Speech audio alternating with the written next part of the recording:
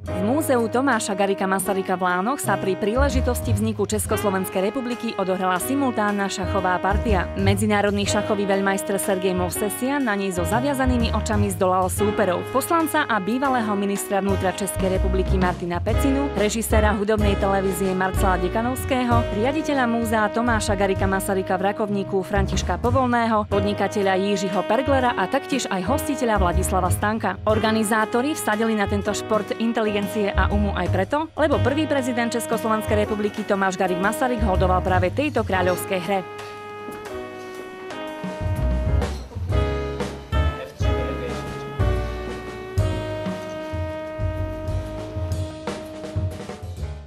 Po šachovom stretnutí sa v pražskom divadle Semafor, ktoré v sebe ukrýva nezabudnuteľné chvíle, konal slávnostný večer vzniku Československej republiky. V rámci prejavu oslav ČSR sa divadlu Semafor, jeho spoluzakladateľovi a riaditeľovi Jiřímu Suchému i herečke a spevačke Jitke Molavcovej slávnostne blahoželalo.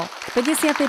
sezóne divadla Všetko najlepšie popriali zástupca spoločnosti Milana Rastislava Štefánika Peter Uhlík, zástupca múzea Tomáša Garrigua Masaryka František Povolný, ako aj organizátor podujatia Vladislav Stanko. K blahoželaniu sa pridala aj legendárna česká rozhlasová a televízna moderátorka Kamila Moučková, ktorá v roku 1968 ako prvá ohlásila z obrazovky bývalej československej televízie inváziu vojsk Varšavskej zmluvy do Československa.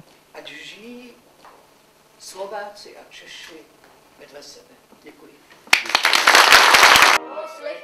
Potom si už diváci mohli nerušene vychutnávať slávnostné predstavenie Kytice spojené s charitatívnou zbierkou pre projekt Pomozte deťom.